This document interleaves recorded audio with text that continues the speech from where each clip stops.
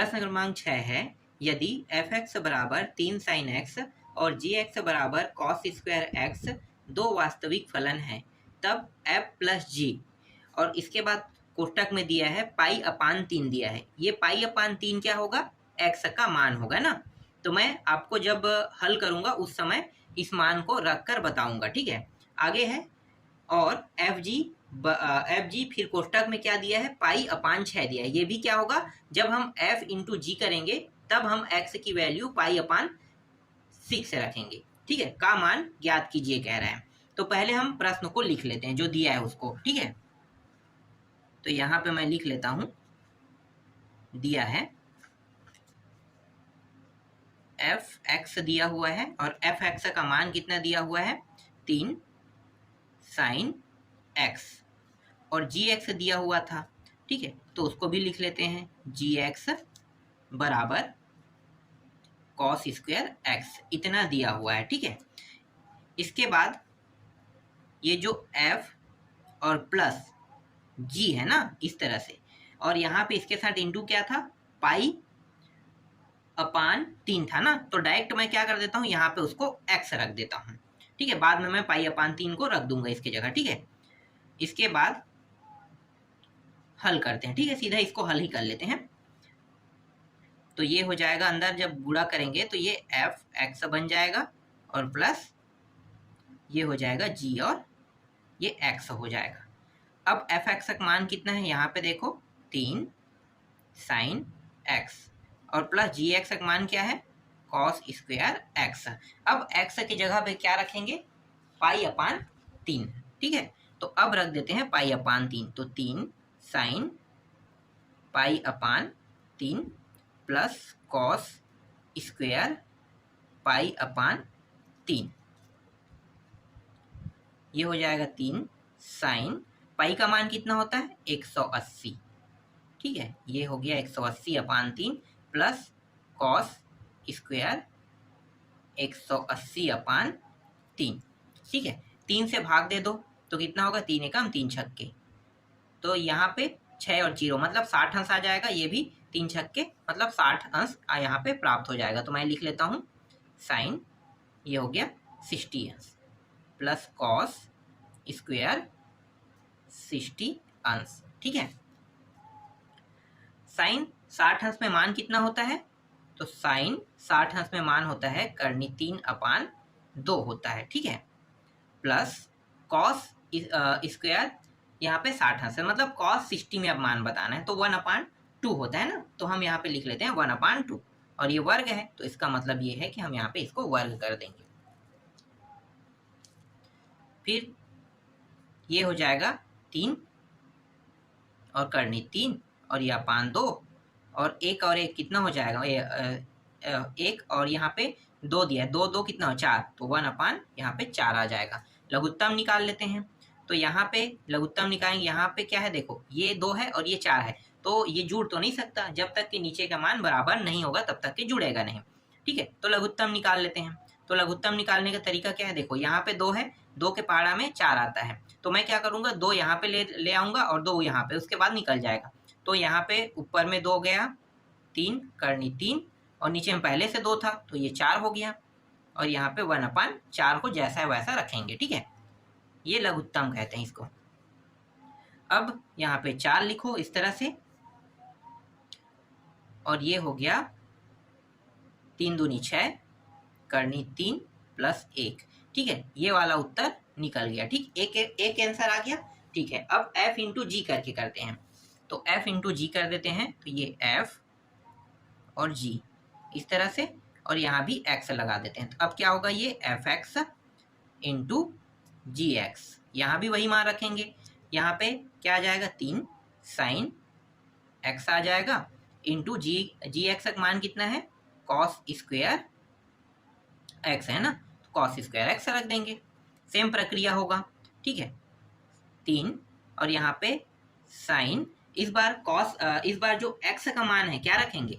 पाई अपान 6 है ना, तो ये पाई अपान मैं यहाँ पे इस बार 6 रख देता हूँ, और यहाँ पे कॉस स्क्वायर पाई अपान कितना हो जाएगा? यहाँ भी 6 हो जाएगा।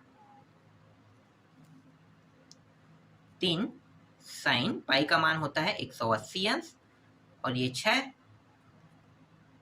और कॉस स्क्वायर 180 अंश और ये रहा 6।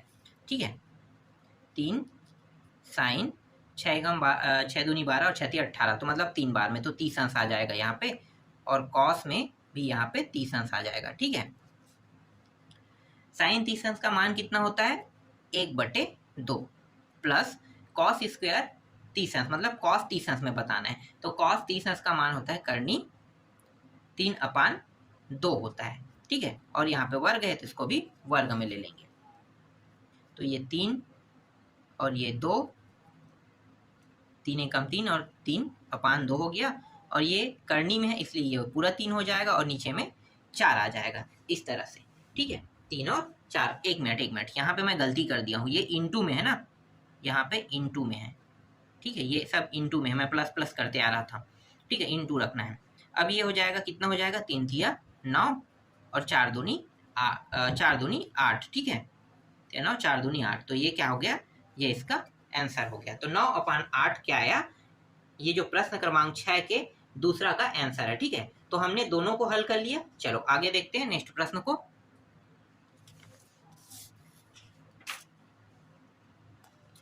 ठीक है, अगला है 7वां प्रश्न, तत्समक फलन और व्युत्क्रम फलन का योग, अंतर, गुणनफल और भागफल ज्ञात कीजिए कह रहा है, मतलब चारों बताना है। तत्समक फलन, तो तत्समक फलन मैं क्या मान सकता हूँ। ठीक है, चलो मैं आपको बताता हूँ तत्समक फलन कैसे करेंगे। तो यहाँ पे मैं क्या लिख लेता हूँ, दिया है लिख लेता हूँ। तत्समक फलन हम किसे कहते हैं, अगर मान लो मैं f(x) का मान रखता हूँ तो ये इसका मान कितना रहेगा, x रहेगा, और g(x) का मान रखूंगा तो कितना होगा, g(x) का मान 1/x होगा। ठीक है, क्योंकि यहाँ पे व्युत्क्रम की बात किया है ना, तो व्युत्क्रम मतलब क्या होता है, उल्टा होता है, तो उल्टा है इसलिए 1/ यहाँ पे क्या आ जाएगा x। ठीक है, अब मैं यहाँ पे d के साथ संबोधन कर देता हूँ। d जो है और कुछ नहीं है, x है समझो। ठीक है, और ये मतलब f को दर्शा रहा है, ये r। ठीक है, और इसको भी वैसे ही कर देते हैं g को, तो g कर देते हैं और इसका भी r हो जाएगा। ठीक है, लेकिन यहाँ पे एक चीज और है, यहाँ पे r बस नहीं रहेगा, r के साथ मैं यहाँ पे माइनस रखूंगा, -0। मैं -0 क्यों रख रहा हूँ मैं आपको बता रहा हूँ। ठीक है, देखो अगर मैं x की वैल्यू अगर 0 रख दूंगा तो ये पूरा मान क्या हो जाएगा, इन्फिनिटी हो जाएगा। तो मैं कोई भी कंडीशन में x की वैल्यू 0 नहीं रख सकता। मेरे कहने का मतलब ये है कि मैं यहाँ पे पूरा बता देता हूँ, चूंकि जो gx है, ठीक है, 1/x, तो x बराबर 0 पर क्या होगा, परिभाषित नहीं होगा, परिभाषित, ठीक है, नहीं है।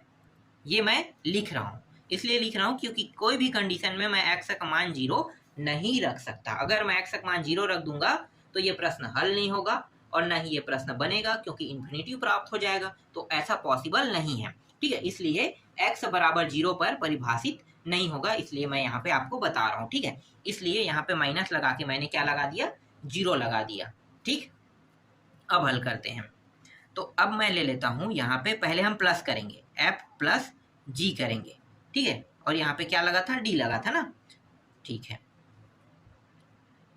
और अगला क्या है, माइनस करेंगे, तो d f माइनस यहाँ पे g भी कर लेते हैं, फिर f माइनस g, और एक है d, ये f और g, इस तरह से हम कर देते हैं इसको भी।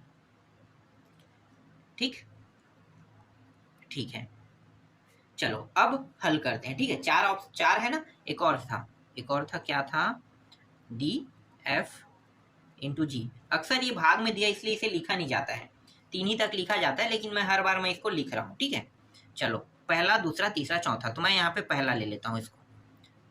पहले में ये हो जाएगा f प्लस जी, और ये x, इसके साथ क्या कर देंगे, गुणा कर देंगे।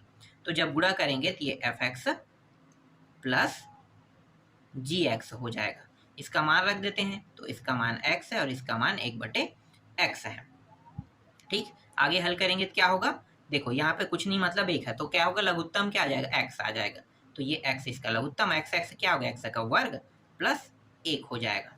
ठीक है, ये क्या हो गया, इसका उत्तर आ गया। तो मैं यहाँ पे अब बता देता हूँ, जो एक सेकेंड, हाँ ये आ गया ना। अब मैं यहाँ पे बता देता हूँ कि यहाँ पे मैं कर क्या रहा हूँ। तो x जो है बिलोंग करता है, ठीक है, r, और ये 0 जो है मैं क्यों लिख रहा हूँ, क्योंकि कोई भी कंडीशन में मैं x की वैल्यू 0 नहीं रख रहा हूँ। ये मैं बार बार क्या कर रहा हूँ, बता रहा हूँ। ठीक है, तो हर प्रश्न में ये मुझे लिखना है।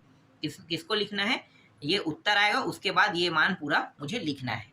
ठीक है, तो पहला का उत्तर निकल गया। चलो दूसरा देखते हैं।